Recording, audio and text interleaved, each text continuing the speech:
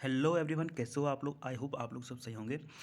इससे पहले मैंने 15 क्वेश्चन तक आपको एस जे मैं बता दूं ये कौन सा पेपर है। SJVNL का पेपर है। ये 2018 में पेपर हुआ था सिविल का। उसका सॉल्यूशन मैं आपको बता रहा हूँ। तो इससे पहले मैंने 15 क्वेश्चन तक आपको अगले पार्ट में बता दिए हैं और मैं 16 क्वेश्चन से आज शुरू करूँगा। इससे पहले वाले पार्ट आपने नहीं देख रखे इस वीडियो के, तो आप चैनल पर जाके देख सकते हैं इसका पहला पार्ट और सेकंड पार्ट। 16 क्वेश्चन है। Is simply supported beam of span L carrying a uniformly distributed load W per metre over entire span the maximum bending moment is WL²/2, WL²/8, WL²/12 या WL²/16। एक साधारण समर्थित धरण जिसकी लंबाई L है समान रूप से वितरित भार W पर मीटर का वहन करता है, उसका अधिकतम बंकन आघूर्ण होगा। अब देखिए कितना होगा। वैसे तो आपको याद होना चाहिए WL²/8 होता है, तो तब भी मैं बता दूं आपको। ये क्वेश्चन इस टाइप से पूछ रहा है, कोई बीम है इस टाइप से, उस पर uniformly distributed UDL load W per metre लगा है इस टाइप से, और उसकी स्पैन है उसका L। तो आप बता दो WL/2 रिएक्शन आ जाएगी सपोर्ट पे, WL/2 रिएक्शन आ जाएगी सपोर्ट पे। अब मिड में आपको पता है कि मैक्सिमम बेंडिंग मूवमेंट होगा, तो वो किस टाइप से होगा। तो देखिए मिड में होगा तो ये हो जाएगा आपका WL/2 इंटू डिस्टेंस होगी मिड से WL/2 माइनस ऊपर है WL/2 तो है ही, और मिड से डिस्टेंस होगा WL/4। तो इसको सॉल्व करेंगे आप, तो ये हो जाएगा आपका WL²/4 माइनस WL²/8। तो आंसर आ जाएगा आपको WL²/8 आपको बच जाएगा। तो बी ऑप्शन इज राइट।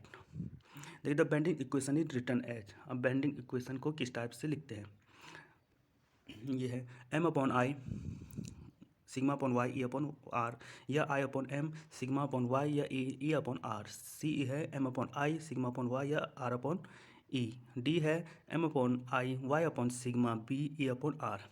इसका सही आंसर मैं बता दूं M/I σ/y और E/r।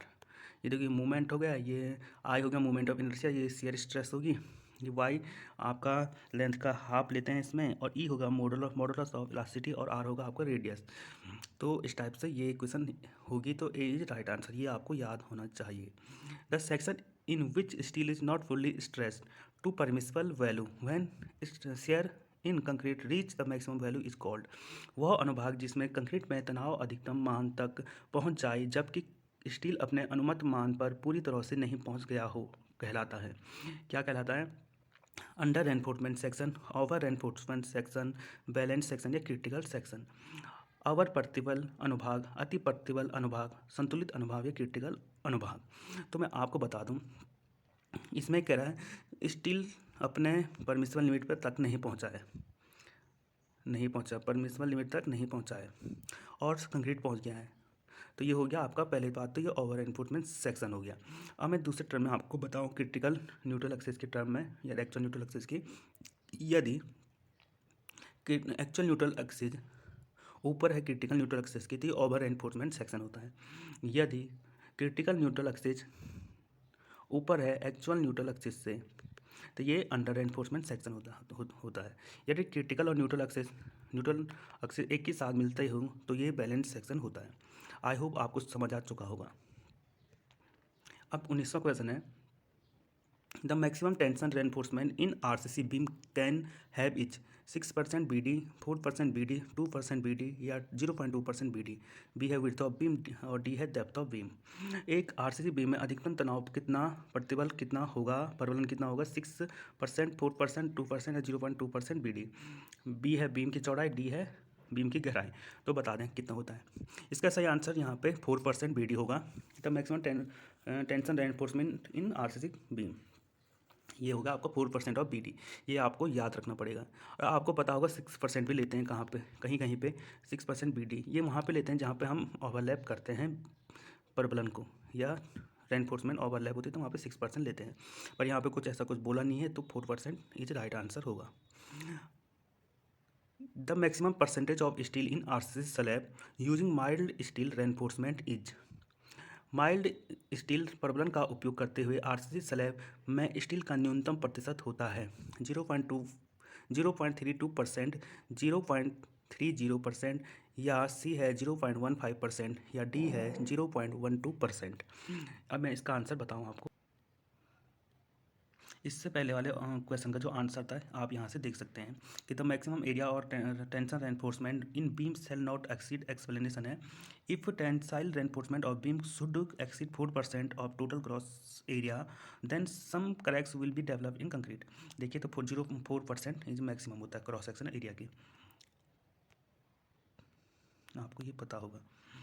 तो नेक्स्ट क्वेश्चन का मैं आंसर बता रहा था आपको, ये 18 क्वेश्चन का आंसर है। तो 20 क्वेश्चन का आंसर बता देता हूँ। इससे पहले वाला जो आंसर था वो 19 क्वेश्चन का था और ये 20 क्वेश्चन का आंसर है। 0.515% where plain bar are use and 0.25% where high yield strength not rolled and cold twisted deform bar और welded wire fabric are use. देखो 0.5 है जो प्लेन बार यूज करेंगे और 0.212% है जब हम HYSD बार यूज़ करेंगे। तो आई होप आपको समझ आ चुका हो इसका आंसर क्या होगा। तो इसका राइट आंसर हो गया आपका सी 0.15% हो गया। आई होप आपको समझ आ चुका होगा। अब 21 क्वेश्चन है the diameter of longitudinal bar in A column should not be less than. अब देखिए स्तंभ में अनुदैर्ध्य छड़ों का व्यास निम्नलिखित से कम नहीं होना चाहिए 8 mm, 10 mm, 12 mm, 16 mm। तो बताइए आप क्या होगा, आप लोग कमेंट पे कर लीजिएगा क्योंकि आपको तभी याद होगा। ये होता है मिनिमम कह रहा है कि नहीं होना चाहिए, मैक्सिमम तो आप ले सकते हैं। कॉलम की बात कर रहा है यहाँ पे, लॉन्गिट्यूडनल बार की जो कॉलम है तो लॉन्गिट्यूडनल बार इस टाइप से 4 या 6 डाली जाती है। सर्कुलर हो तो 6 होगी और रेक्टेंगुलर होगी तो 4 होगी। तो ये मिनिमम कह रहा है 12 mm से कम नहीं डालनी चाहिए, ऐसे नहीं कि 10 डाल दें आप, ये रॉन्ग हो जाएगा। 12 से ऊपर मिनिमम की बात हुई, मैक्सिमम की बात नहीं है यहाँ पे कह रहा हूँ। Minimum so not be less than, इससे कम नहीं होनी चाहिए, तो 12 mm से कम नहीं होनी चाहिए। सी इज राइट आंसर हो जाएगा ये। In limit state method of 22वां क्वेश्चन है in limit state method of design for HYSD bar the value of the bond shall be. अब इसका आंसर बताइए आप।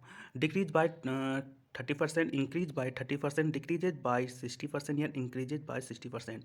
डिजाइन की सीमा अवस्था विधि में HYSD छड़ों के लिए बॉन्ड का तनाव का मान कितना होता है।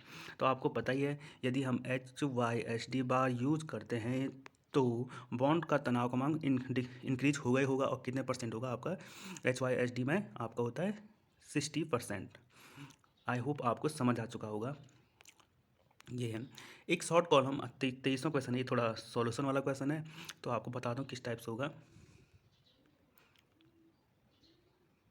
ये क्वेश्चन है इस short column 20 cm into 20 cm section is reinforced with 4 bar of steel having total area of steel 20 square centimeter if permissible compressive stress in steel and concrete is 1300 and 40 kg per cm square the maximum shape load carrying capacity should not be exceed।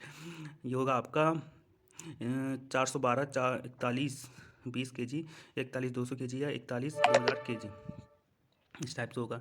तो देखिए 23वां question 20 centimetre into 20 centimetre का एक छोटा स्तंभ steel के 4 छड़ों के साथ प्रबलित किया जाता है जिसका कुल क्षेत्रफल 20 वर्ग सेंटीमीटर है। यदि स्टील और कंक्रीट में अनुमत पर संपीड़न तनाव 1300 और 40 किलोग्राम पर वर्ग सेंटीमीटर है तो स्तंभ की अधिकतम भार ले जाने की क्षमता निम्नलिखित में से अधिक नहीं होनी चाहिए 412 4120 या 41 200 या 41 2000 किलोग्राम से। तो बताइए क्या होगा इसका सॉल्यूशन। ये होता है, इसमें एक फॉर्मूला यह है कि आपको याद रखना पड़ेगा। पी फॉर्मूला ये है आपका PU equal to 0.4 FCK into AC plus 0.67 FY ASC। I hope आपको ये फॉर्मूला दिख रहा होगा सही से। तो ये फॉर्मूला यूज़ करेंगे तो इसमें 0.4 इंटू FCK आपका हो गया, ये आपका 40 देर का है यहाँ, तो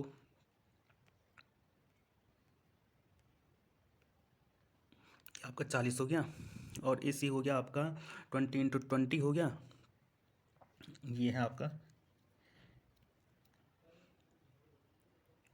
और यहाँ पे 0.67 FY आपका 1300 हो गया और AC आपका 20 देर का है, 20 स्टील का एरिया। तो आपको जैसे कि इसको सॉल्यूशन करेंगे तो आपका आंसर कुछ 4143020 इतना आ रहा है, 43020 जीरो, ये आ रहा है 43020, इस टाइप से आएगा। बल्कि तो इसके नज़दीक ये है सी ऑप्शन इज राइट लग रहा है, क्योंकि ये 41,200 है, ये 4320 है। तो इसका ये कह रहा है कि शुड नॉट बी एक्सीड, इससे ज़्यादा नहीं हो रहा, पर ये है कि इसके लगभग इतना आ रहा है। एग्जैक्ट आंसर नहीं मिल रहा है इसका। तो आप लोग देख लीजिए कि इसका आंसर यदि एग्जैक्ट मिल रहा है आपको तो हम मुझे बताइएगा प्लीज़। तो एग्जैक्ट नहीं आ रहा है इसका आंसर, पर सी इज राइट आंसर होगा। अब है 24 क्वेश्चन है, cohesionless soil is silt, sand, clay या none of these, none of above.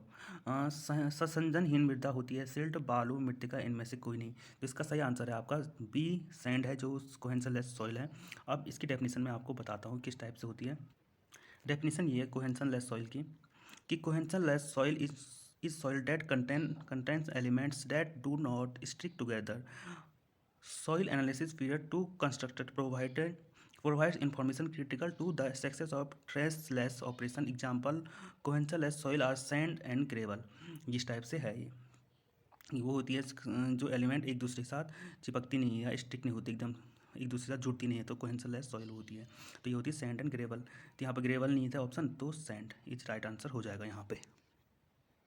Next question है, वैसे ये क्वेश्चन पूछा ही जाता है बार बार, ये वाला। तो बता दूं, एक soil sample saturated soil has a porosity of 0.65 to 562, the void ratio of clay is. कह रहा है ये पोरोसिटी एन दे रखी है आपका 0.52562, और इसका ई निकालना है आपको। संतृप्त मृतिका में एक नमूने में 0.562 की सांद्रता है, मृतिका का रिक्तानुपात अनुपात कितना होगा, ई। तो ई का फॉर्मूला आपको पता है, एन अपॉन 1 प्लस एन। तो इसको करते हैं आप 0.562 अपॉन 1 प्लस 0.562, तो ये आ जाएगा आपका लगभग, यहाँ पर डी ऑप्शन इज राइट हो जाएगा। आप सॉल्यूशन कर लीजिएगा, मैंने आपको इसका फॉर्मूला बता दिया है, तो आप सॉल्यूशन कर लेंगे आई होप। चलो मैं ही बता देता हूँ, आपको टाइम नहीं होगा सॉल्यूशन करने का, तो मैं बता दूँ किस टाइप से सॉल्यूशन होगा। तो आप लोग देख सकते हैं इसका आंसर कितना आ रहा है, 0.n formula n upon 1 plus n. तो यहाँ पे n की वैल्यू ये है, ये देखिए इस टाइप से 0.3597 इतना आ रहा है आंसर। तो देखते हैं इतना आंसर ऑप्शन में कौन सा है। तो इसके लगभग जो आंसर है उसका लगभग हमारा यहाँ पे ये है 0.35 आ रहा था, 3.9 आ रहा था, यहाँ पे D option is right option हो जाएगा। अब इसका नेक्स्ट क्वेश्चन है, the moisture content of soil below which the volume of soil becomes constant is called. मृदा में नमी की मात्रा जिसके नीचे मृदा का आयतन स्थिर हो जाता है उसे कहते हैं liquid limit, plastic limit, shrinkage limit या प्लास्टिसिटी इंडेक्स। द्रव सीमा, प्लास्टिक सीमा, संकोचन सीमा और प्लास्टिकता सूचकांक क्या कहते हैं इसको, ए बी सी डी। तब तक आप आंसर दीजिए, मैं आपको इसका सही से बताता हूँ डायग्राम के साथ। श्रिंकरेज लिमिट की बात कर रहे थे, तो श्रिंकरेज लिमिट क्या होती है, the moisture content of soil below which the soil volume becomes constant is called the shrinkage limit. Explanation देखिए, the shrinkage limit is the amount of water content within the soil just enough to fill all the pores of soil, at this point the soil is saturated. अब देखिए, आपने soil engineering पढ़ी होगी तो उसमें एक diagram होता है इस टाइप से, यहाँ पे इस टाइप से होता है। तो ये है आपका, यहाँ पे श्रिंकरेज लिमिट होती है, इससे नीचे जाने पे प्लास्टिक लिमिट होती है, ये लिक्विड लिमिट होती है। तो इससे नीचे जाने पे वॉल्यूम कांस्टेंट हो जाता है, क्योंकि इसमें सारे वाटर निकल जाते हैं, पोर्स वाटर जो होता है वो निकल जाता है। तो ये श्रिंकरेज लिमिट यहाँ पे होती है। आई होप आपको समझ आ चुका होगा। नेक्स्ट क्वेश्चन देखते हैं। तो ये वीडियो थोड़ा लंबी हो चुकी है, तो आई होप ये वीडियो आपको पसंद आई होगी। तो मैं आपको बता दूँ, आप लोग यहाँ तक वीडियो देख ली हो आप लोग, सॉरी थोड़ा आपने यहाँ तक वीडियो देख ली है, तो आप पीसी स्टडी टेलीग्राम चैनल या ग्रुप दोनों पे जुड़ सकते हो। पीसी स्टडी आप सर्च मारिए टेलीग्राम पे, लिंक डिस्क्रिप्शन में दे देंगे ग्रुप का, व्हाट्सएप ग्रुप का और टेलीग्राम ग्रुप का। आप पीसी स्टडी टेलीग्राम ग्रुप पे जुड़ जाइए, क्योंकि उसमें डेली हम फ्री टेस्ट करा रहे हैं आपको। 20 क्वेश्चन का एसएससी जेई के लिए आपको हेल्पफुल होंगे। दूसरा आपको टीएचडीसी जो उत्तराखंड और यूपी के लिए है, टीएचडीसी एग्जाम के लिए भी हेल्पफुल होगा।